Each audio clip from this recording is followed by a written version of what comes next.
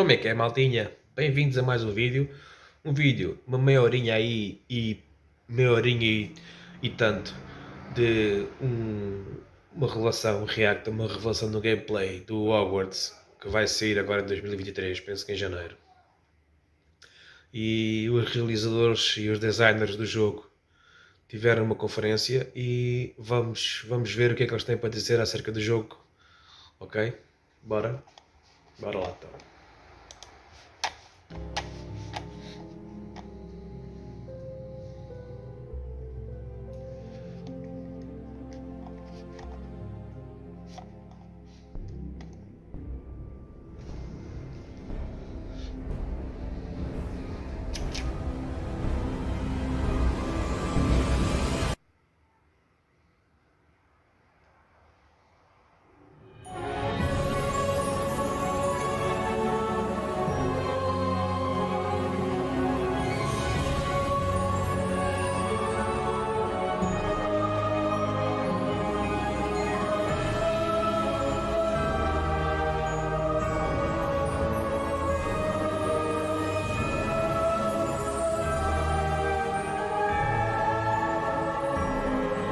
Agora o resultado está muito alto.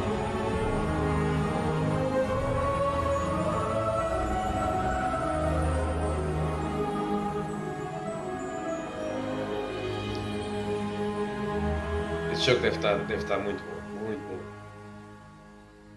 Hey everybody, welcome to the Hogwarts Legacy Gameplay Showcase. I'm Chandler Wood, Community Manager here at Avalanche Software, and I'm honored to introduce you to our panel tradução em today. português? First up, we have community guest host, Ben Snow. Oh my god, I can't believe this is happening. Thank you so much for having me. And from the Avalanche team, we have game director Alan Ben Tu. Snow é uma das caras do and systems personagem. designer Mackenzie Toner. Hi. And finally, just off-screen capturing gameplay for us, Andrew Coram.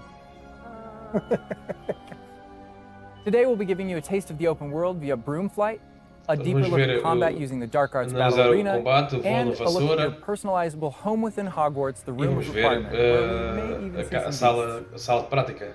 And we're starting right where we left off in our last gameplay showcase, just outside Hogwarts, which I love that you can walk out of the castle after walking through everything and then just come out here and take off on your broom out into the open world. And Alan, I know that's something that you particularly like about Hogwarts Legacy too. Yeah, I'm a big fan of just being able to hop on the broom and go anywhere. There's something about kind of like the sensation of everything being open to you, and just I love the proximity that I can get to things. I love flying close to the ground, and I kind of wanted to talk about it just because I feel like, the brooms are fun for me, not just because of all those feelings of exhilaration, but because they're not just, I have a broom and it's done. I actually kind of like some of the mechanics in it. So you see in the lower right, there's a meter there, and occasionally as Andrew's kind of flying up or flying down, you might notice it draining or not. And this isn't the present day where all the broom technology is well known and advanced and everything that we know and love. This is an earlier time where they're still trying to figure out. We're not at the 3000s. We're at the 11th. I'm just so speechless right now because this is just so beautiful. The world is uma qualidade de gráficos também. By the way, the broom is fantástico. like the only one, or can you like upgrade the broom? Não gosto da textura da vassoura we traseira. have a shop in Hogsmeade, actually a broom shop, and so that sells a variety of different aquelas brooms. vassouras And feitas it was de important pau to e us canas e- that the player could customize themselves based on their own aesthetic. So they're purely cosmetic, but pés também if estão muito you talk to estáticos. the shopkeep and help him out, Quando he'll actually vira e pá, sell deviam upgrades. dar assim balancete, não Yeah, acho? those upgrades will make it so that where normally the broom, you can only fly, you can only go at max speed. It's kind of like a turbo meter down there. You can only go at max speed without the meter going down, kind of closer to the ground. And as you raise into the air, you'll notice the meter drop. And so those upgrades will allow you to increase that distance from the ground.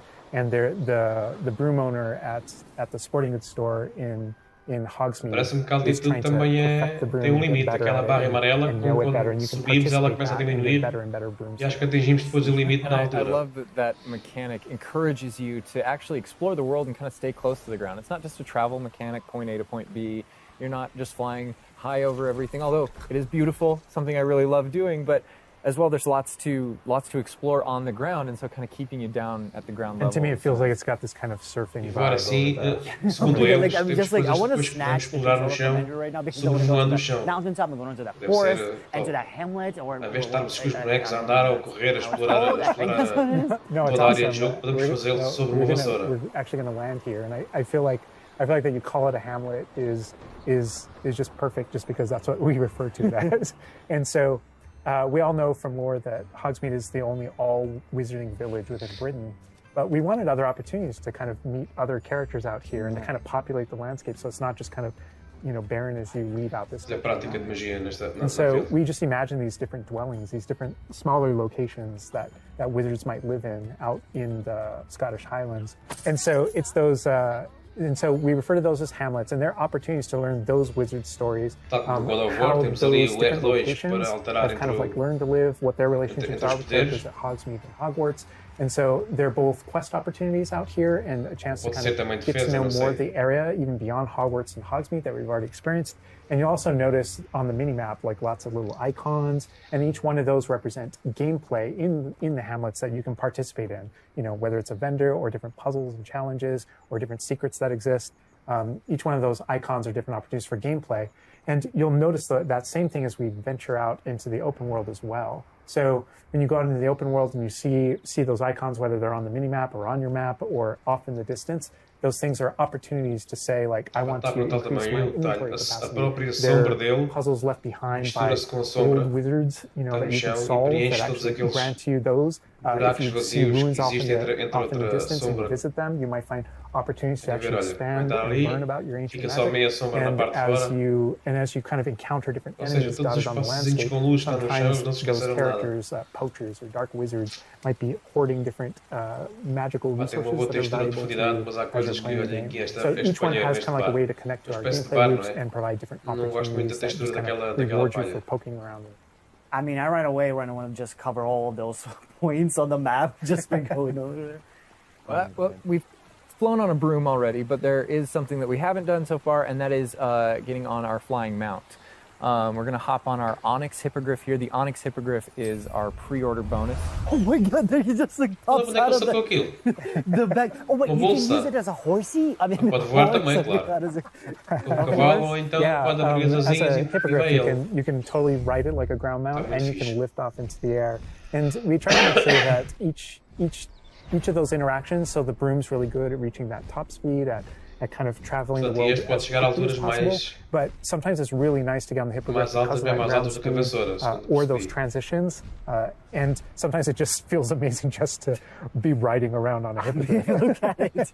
Yeah, it really is kind of like, I don't know, it's a great feeling being on it. And it's a great feeling managing those transitions, kind of going from run to fly, and just being able to go wherever you want. And we tried to make sure that each one of these things that you can interact with have a unique identity and a reason for being.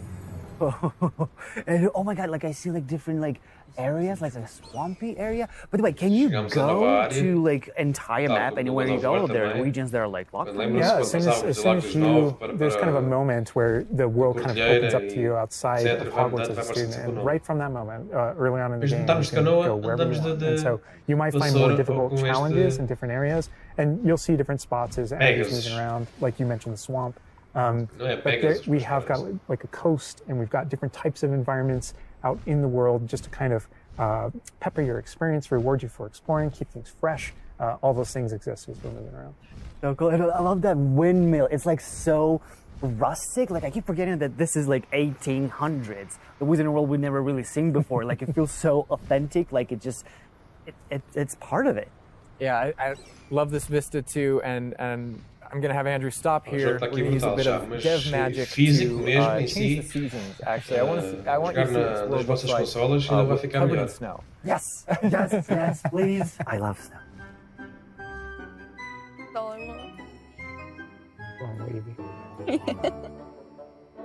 Chegaste completamente marado. Oh my god, this is so beautiful. Oh my goodness. This is so pretty. Like, it looks so realistic. Oh my god, it changes the landscape like completely. Oh my god, does it have like actual like gameplay impact? Like, impact on the gameplay? Or does it like, it's just the weather of Scotland? Yeah, we use it. We really use it as a narrative marker through the game. So as you're progressing through your main storyline, it was important for us to kind of like have those moments that kind of felt like when you're reading the books or watching the movies, where you'll see kind of like the title card winter, and now the landscape has changed, and you're really feeling that passage of time while you're a student, going through your year at Hogwarts. And I think we wanted to duplicate that, and for me it's really fun that it's not just on the outside, which I agree. I think it's beautiful. But within the school as well. So there are moments like when it reaches certain holidays, things like that, where Hogsmeade reacts to holidays, and the school reacts to holidays, and you see the decorations around those environments change.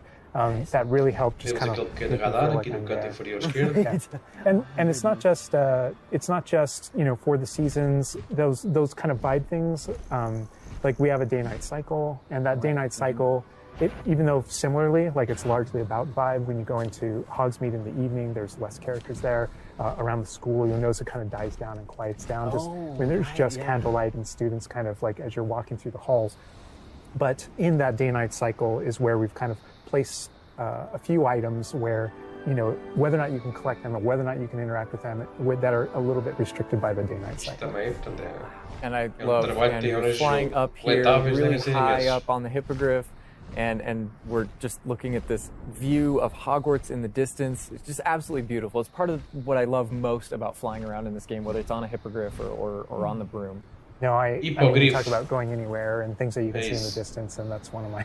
I still can't get over, like, no matter, I played this so much, but I still can't get over the fact that I can see Hogwarts out there, and there's just something beautiful about knowing that all of the things inside of it, the classrooms, the students, the professors, all the places I can go, I can just fly my hippogriff, land in the courtyard, enter the front doors, and just walk, to the library, to class, or to greenhouse, or to my common room, that it's all contiguous and just kind of like one space is still exciting to me after all this time. mean, I'm I'm speechless right now. It's just absolutely beautiful. It's just, oh my God. As much as we want to spend a lot more time out here just flying around, experiencing the world, I think this is a great opportunity to switch over to combat. And last time we gave you kind of an intro to combat. This time we're going to really go a lot more of a deep dive on using the Dark Arts Battle Arena, which is part of our deluxe edition. All right, Andrew's got us in the Forbidden Forest, which is where the Dark Arts Battle Arena is.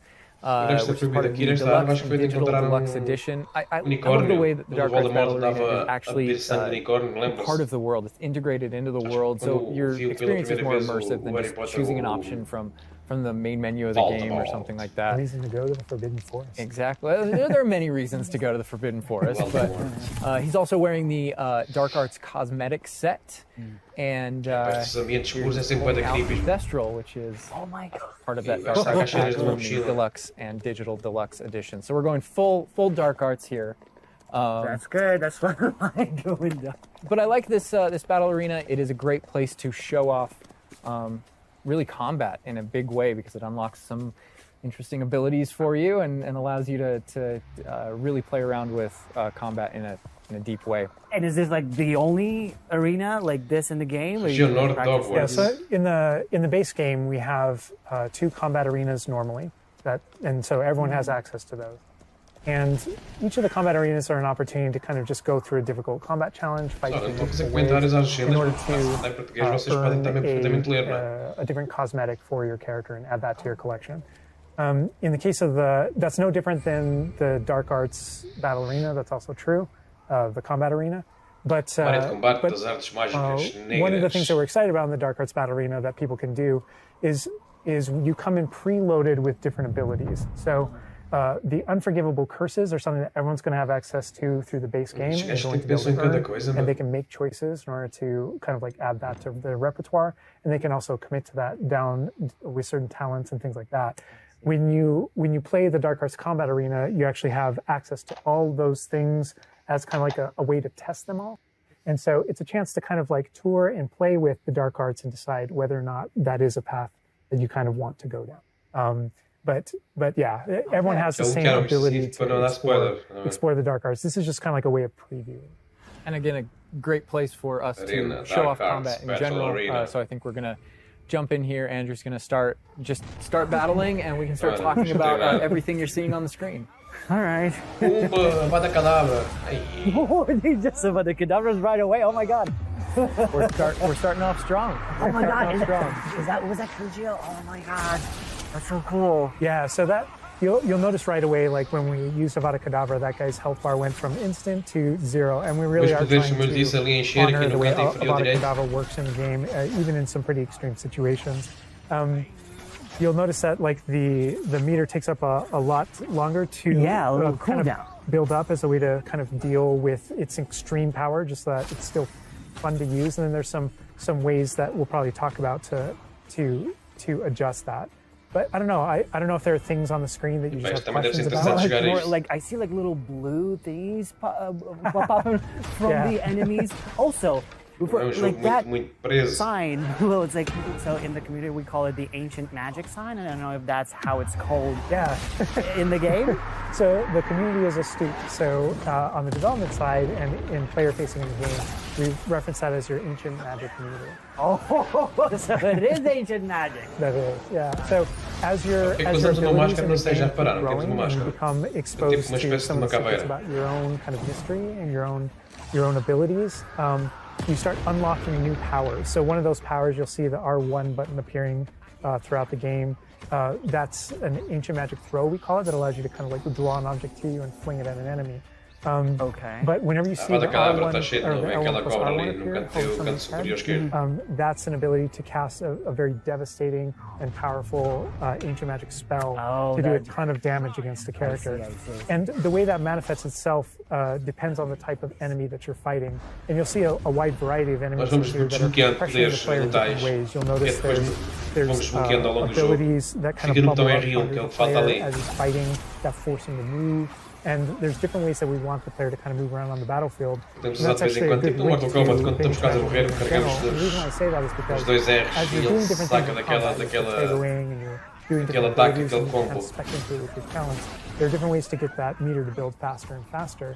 So one of the most effective base ways to build up that meter fast, that way you can launch these devastating attacks whenever you want to, is to actually perform combos. So you see that combo appearing, and it's almost like your emotions are building up, and then basically that builds up enough that you can attack someone. But as the combo meter builds up, at some point you strike someone and a piece of their magic kind of falls out of them. You'll see these blue orbs in the game world, and there's something that only you can see in the narrative, in the world. And it's another reason to move around on the battlefield. If you can go up and collect those things and suck them in, they give big jumps to that ancient magic meter as we're playing.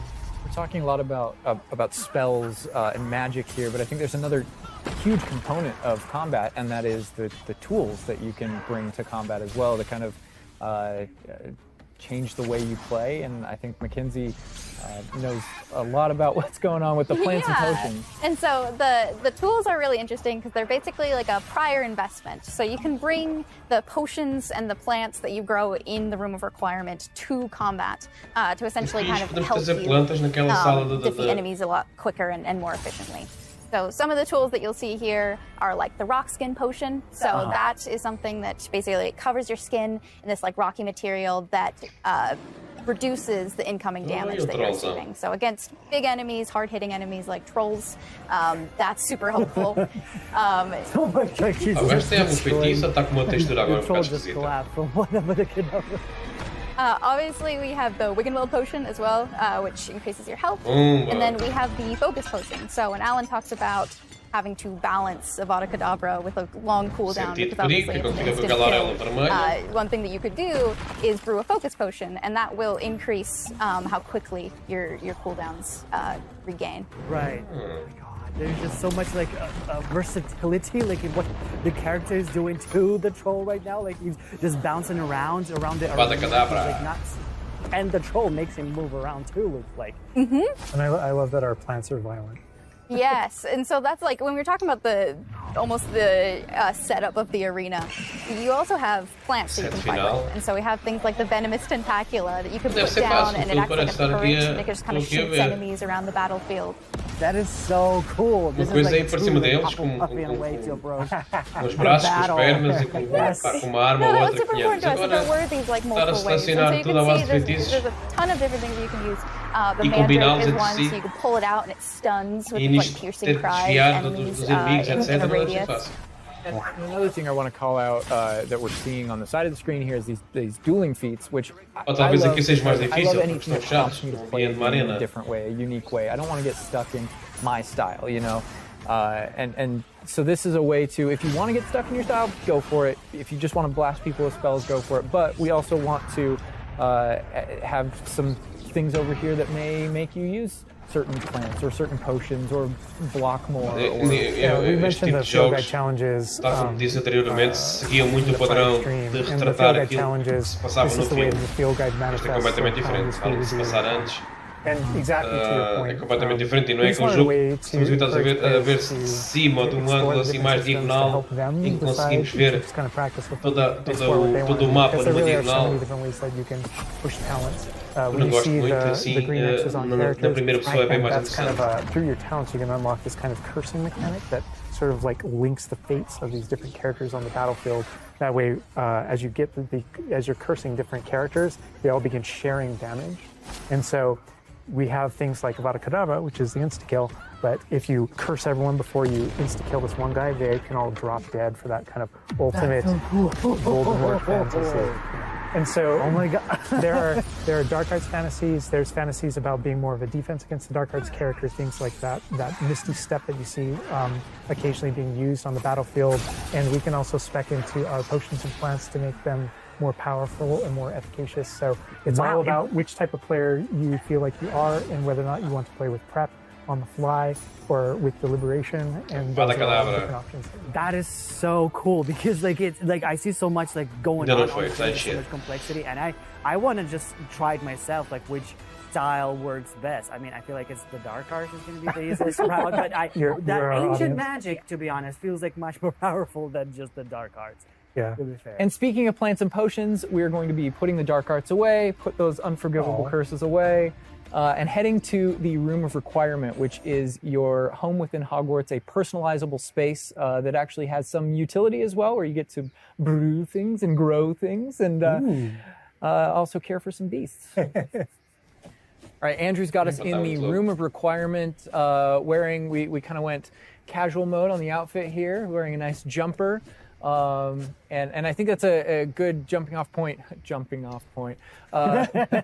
for the personalization of the space as well. Not just your character and the visuals of your character, but actually this space is a place that you can make your own.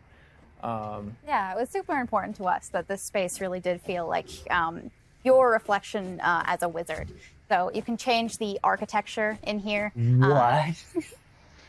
Different themes throughout, starkly different themes, to really just hammer home that this is yours. You can Peitoral para what? todos. Com a garganta We never pouco expected that to be. Oh my god.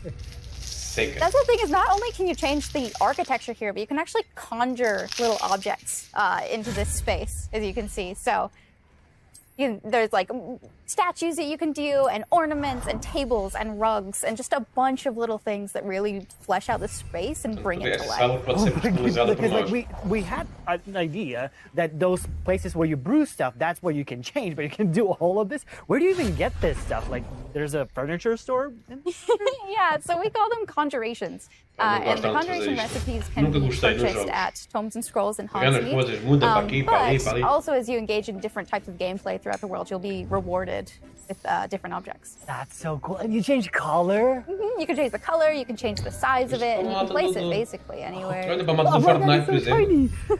It's like for baby Aquela Niffler. área da construção em que tem que mudar And I os love how itens e the estão system too is habituados a designed. configurar It's not os. mechanical; it's immersive, and so you get this magical itens, sem effect pedras, of sem madeira, conjuring sem it aço. in, and you're actually doing Sei, this é in the capaz de ser world fácil as sem your madeira. Eu sempre character. achei But isto chato. the way you've blended like that gameplay with Yeah. the immersive design, Não of gosto. personalizing Oh the my space. god! fora. Like, and I love the animation, how it like appears. You know, pratos like, não it's gosto. not just like tem there. It's like profundidade it da almost like parede. it apparates. It is really Só sombra. quite beautiful, and that was the thing, is we wanted that Parece to look autoclante. Não, really não tá nice bom, because não tá bom, the sabe? magic in the wizarding world is everywhere. It's physical, it's kinetic, and it's whimsical.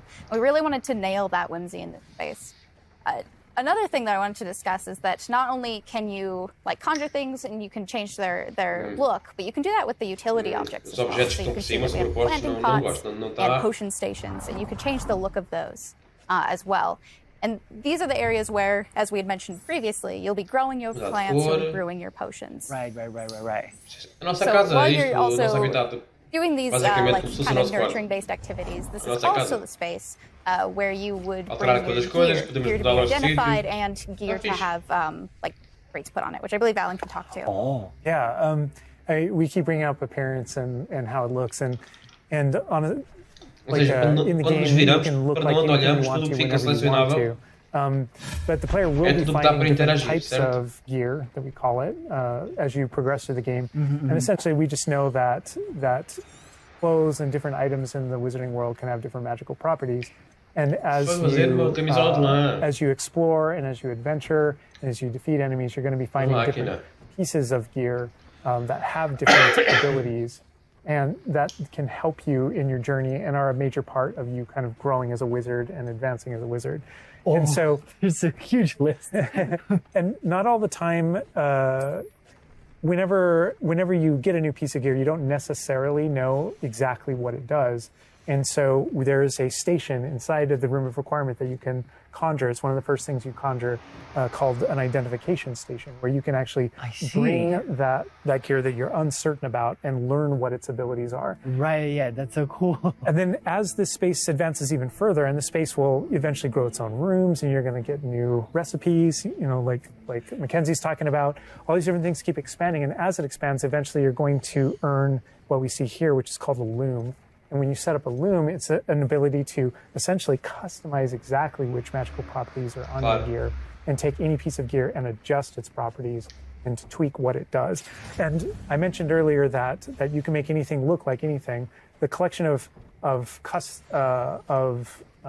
appearances, we call it, or cosmetics, we've been referring to it in this stream.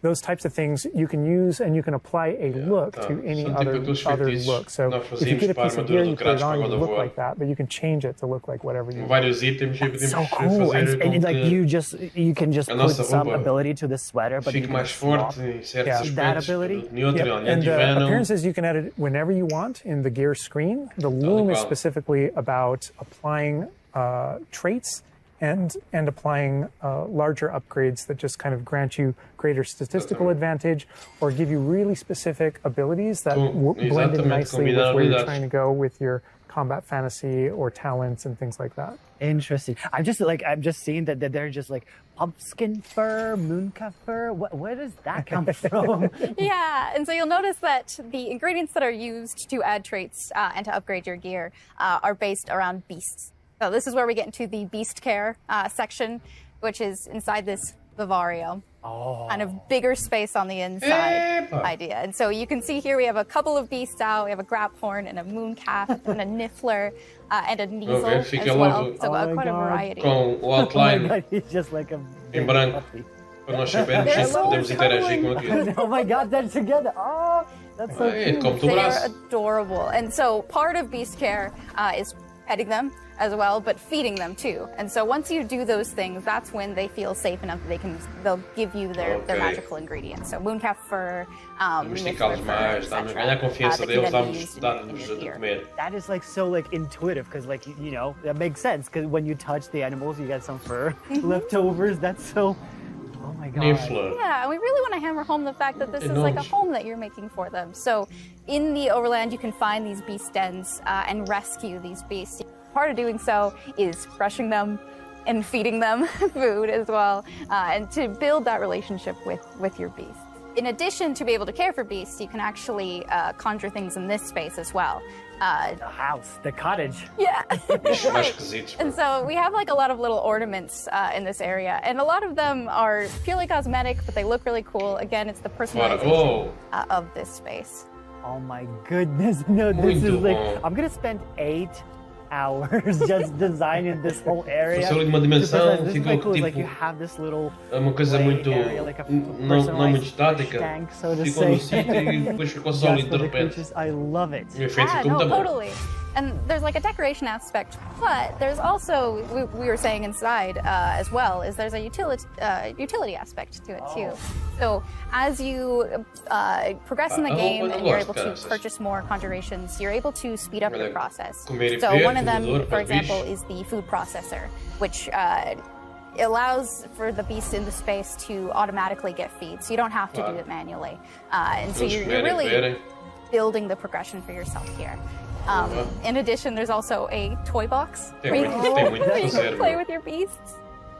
You'll see here, yeah. So you can, there's a bunch of toys in it, and each beast has their own favorite toys. So as you can imagine, the moon calf really likes the moon ball, or the Neasel, as like a little cat, really likes to chase the yarn ball as well. Right. And they're super cute.